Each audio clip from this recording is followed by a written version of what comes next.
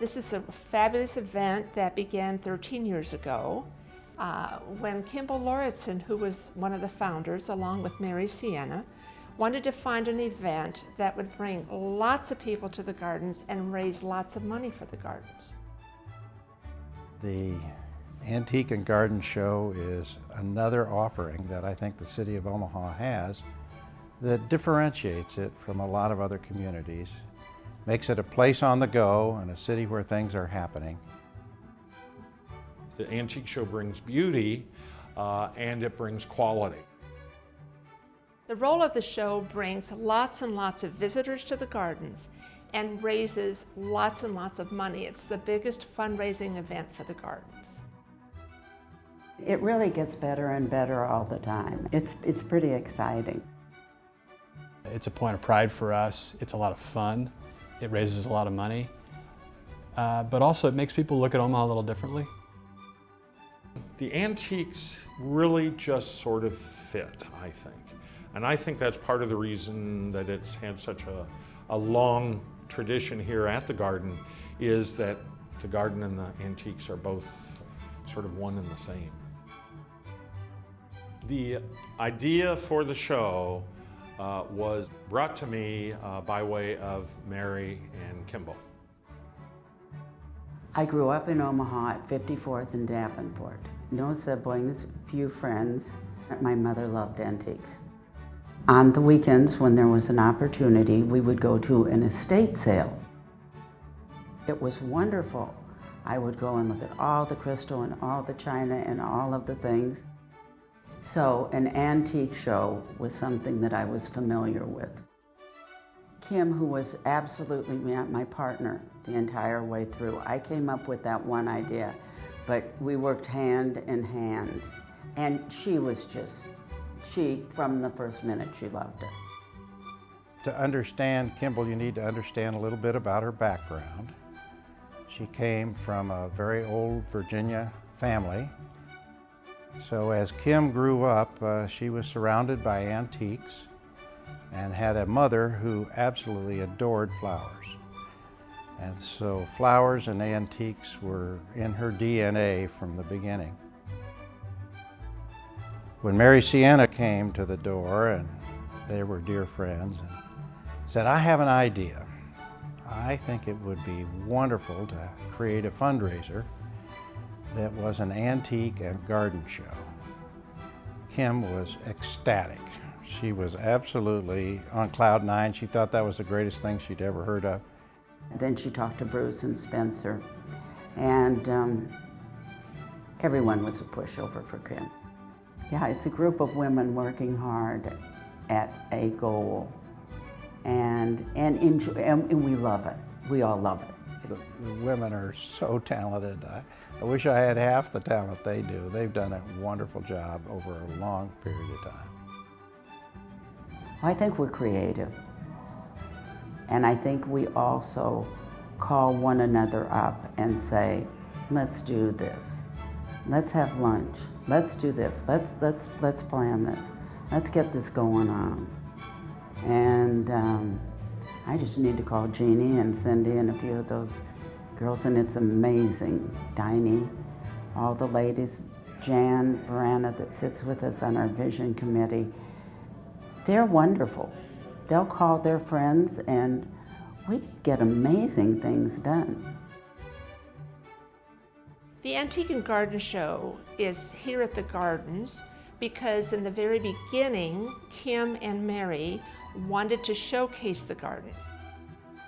The Antique Show has become the perfect vehicle for our generous community, our generous donors, to support the Antique Show and to bring something absolutely beautiful to Omaha, while at the same time making a sizable contribution to the continuing growth of the garden. I think we're all captivated by the show and by the gardens. I assure you that many places are very envious of Omaha and the incredible success that the Antique Show Committee has in their fundraising efforts. We're right up there with top top events and productions around the country. On the Monday before the show, I'll say to him, you know, Spencer, I would like it if we would do if we could do such and so. Mary says for 1 week of the year, the garden is hers. And he'll sort of look at me, and then I'll say, this is my week. For 1 week during the year, I get to make suggestions into your realm, and he lets me. We're very, very fortunate to have him. I think the thing that Kimball had was vision and wanted to see the garden become a very special place for Omaha. Wanted to share the beauty with a lot of individuals, and she would look back today and be thrilled to see how much it's grown, how many visitors there are, how big the budget is, and how really special the show has become. Kim had fought cancer for many, many years, and she had put up the most gallant fight with a smile on her face. But we were sitting there this day, and we were talking about the show the next year, and about the fact that she had not come to the show this last year, but that we'd, you know, gone over all the stuff, and she was a part of everything she knew everything that went on, and we were talking, and I said, you know, honey, if you decide that you don't want to go to the show next year, maybe there's somebody else that you'd like to have, you know, do some of your work and stand up there and talk. She said, I've been thinking about who that would be and who would take, you know, be able to take my place if I wasn't at the show. And so I said, I've been thinking about it too. And she said, well, who do you think? I said, well, who do you think? And I said, we both said it at once. It came out exactly at the same time. And we said, Cindy, bye. And then we laughed and laughed and laughed because she was the perfect person. She is the perfect person. And Kimball said, I'm going to call her right now. And in late 2007, when Kim was seriously ill, she called and asked if I would continue her role as honorary chairman along with Mary Sienna, and if I would keep the show alive and vital. And that was a very serious commitment on my part. And for the first few years, I felt Kimball sitting right here on my shoulder, guiding me along the way. Here we are, 2016, and the show is very successful and very vital. So I hope Kimball is smiling. Kim and I were looking for an idea to bring people to our new visitor center, and we wanted it to be beautiful and wonderful.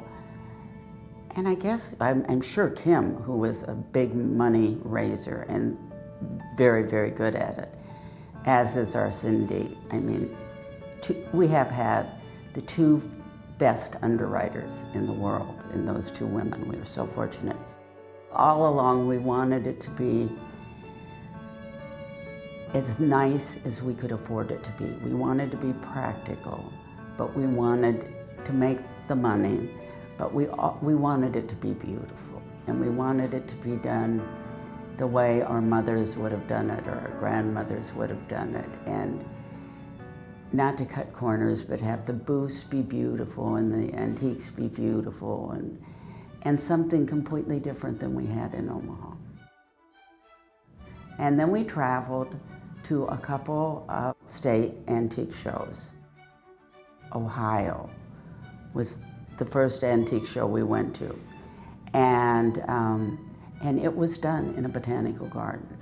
It was done and Charlie Miller, the show manager we hired, was doing that show and suggested we come.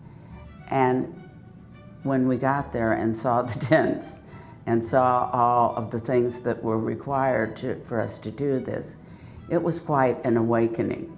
But we loved it. And we knew it was what we wanted. We just had to figure out how to do it. You know, the chairman and the vision committee travel around the country to other shows to get ideas and insight about what might make the Omaha show better. So we've been in convention centers and we've been in large cities, but we find the size of our show fits the garden space beautifully, and this is a lovely place to come, and everyone that comes seems to enjoy it. One of the other antiques shows we went to was to Kansas City, and we had a larger group of gals, several of whom became chairmen later on. Kathy Bonison and Donnie Landon were with us on that trip, and Susan Cutler, and they all became chairmen of the show not too long after that. At that show, one of our goals was to find people, antique dealers that would come. Kim and I would usually go into somebody's booth that we liked and visit with them and tell them about our show. Tell them that it was Omaha, Nebraska, tell them it was our first show. And then we'd try and buy something from them. We thought that it would be nice, a nice thank you, and to know they were serious, that we were serious. He had the most fabulous chicken, soup tureen. And when you opened up the soup tureen, the ladle was a mother chick, and then there was a baby chick down inside the ladle. Well, I just fell in love with it. And I asked him how much it was, and it was more money than I had planned on spending, but I loved it so much, and my birthday was coming up, and I said, well, just wrap it up and I'll take it with me. So we went on through the show, and it was time to leave, and I went back to pick up my chicken. And I said, I'll write out a check, how much is it? And he said, it's $15,000. And my mouth fell on the floor. I thought it was $1,500. And I said, how much is that picture over there on that shelf? And that was a real learning experience with me. I'll never forget of that chicken, though I still think about it. Jack and Louis Drew, who were twin brothers, went to Central High School with my mother, and were very dear friends. And they played a large part in the beginning of our antique show. And the speaker that was the hot item at this time, or the speakers, were the Kino brothers. I thought about this in the middle of the night. I thought, oh my, these are both twin brothers who loved antiques, who during a different period of time did the same thing. It's a natural. And the Foundation Board loved it. They just loved it. Over the next 4 years, they gave us $100,000 to pay for our tents and our speakers and get us started. When my colleagues ask me why the antique show is such an amazing success, I always say that it is because we have such an amazing group of volunteers who have dedicated themselves to this event and to the garden, and that it is due to their passion that the antique show is so very successful. That is also an envy of my colleagues, to have a group of people who year after year after year come together to, that isn't even really right, it's not year after year because it actually never stops. So it isn't it just keeps on flowing right there, and the folks keep on pushing, keep on bringing in new ideas, fresh ideas, and making the show better and better. I think one of the things that's fairly unique about the gardens is the quality that has been put into it.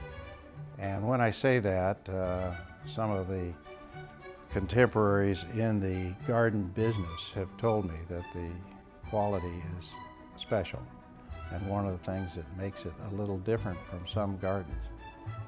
And I think that, plus Spencer's tremendous attention to detail, has helped make it a very special place to hold a show like the Antique Show. And as a result of that, I think everybody feels a little special. The speakers are a huge part of our show. And it's a challenge each year, finding the one that you feel would be right for that year, the latest book. So we've had all kinds, and truly they've all been great, but there have been a few challenges. We had one speaker that just didn't know that she should finish speaking, and she was going on, and we were giving all of the signs. Finally, it was our vision committee member, Bruce Fraser, had to go up and kind of gently lead her off the stage. Spring was a statue that was at the estate sale, and Spencer admired tremendously and said he thought he'd love to have her in the garden, and I loved her. I said, Tony, I would just love to buy her and give her to the garden in memory of my mother. So Spring and my mother are out there in the garden, and I like it a whole lot. And she is in a star spot at the show. She is the cover of each year's program.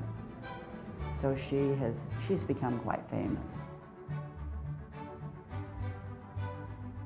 The show has become very important to many of us that have been involved since the beginning, and the incredible volunteers that have joined us in creating a beautiful show each year.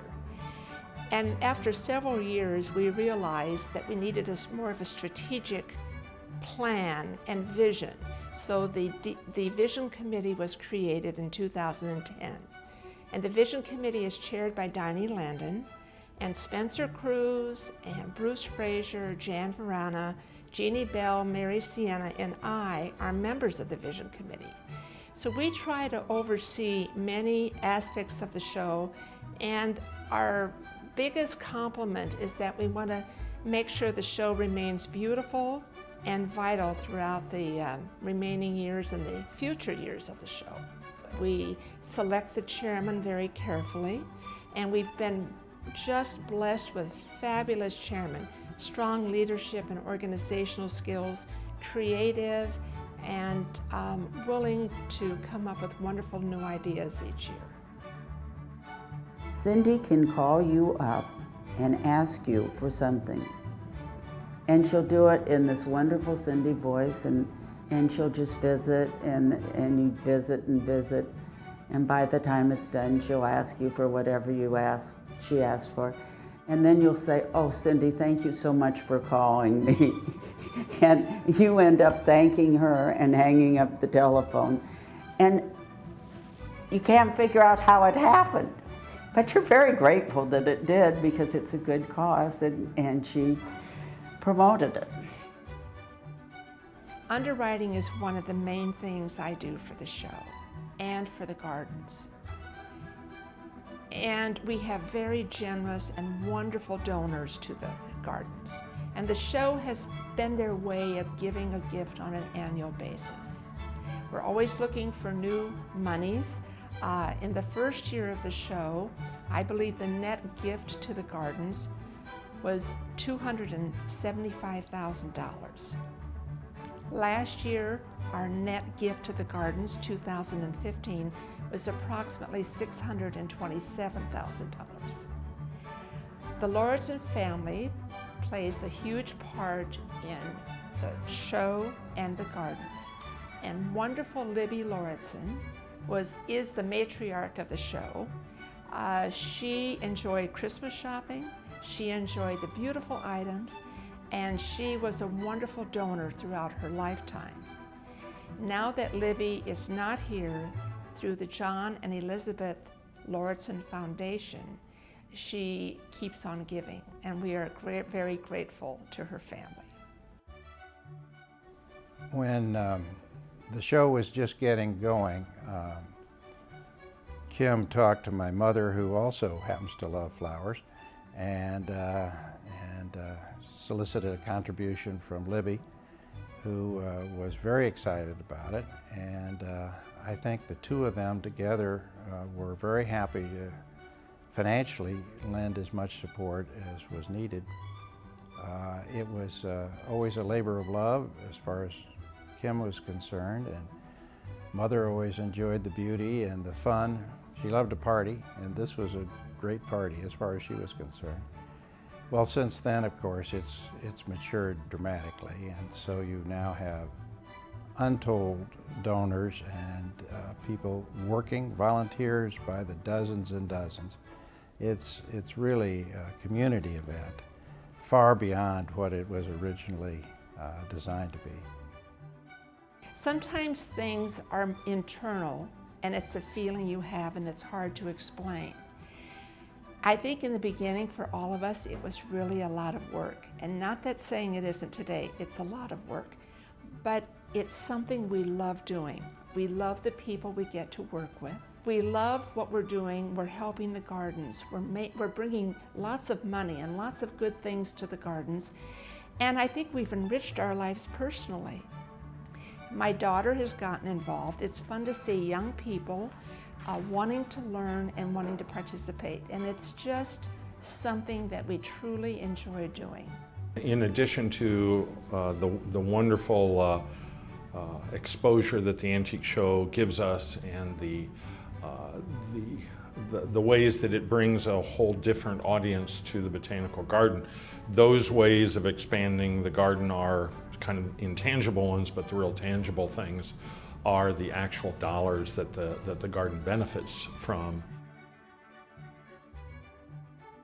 It's pretty rare to have these dealers from all over the country come to Omaha and to have access to the kind of products that they're selling. And people love that. And so people travel from Kansas City, from Des Moines, from Sioux Falls, from all parts of Nebraska to Omaha to take advantage of this opportunity. You know, that's done a lot for our community. It's a wonderful story. It is a big deal. It's become a big deal. It just amazes me. And I think it amazes all of us. And we're just thrilled. During the show, the number of people that are here and that are loving it and that come in from all over and are just loving their gifts, loving the speakers.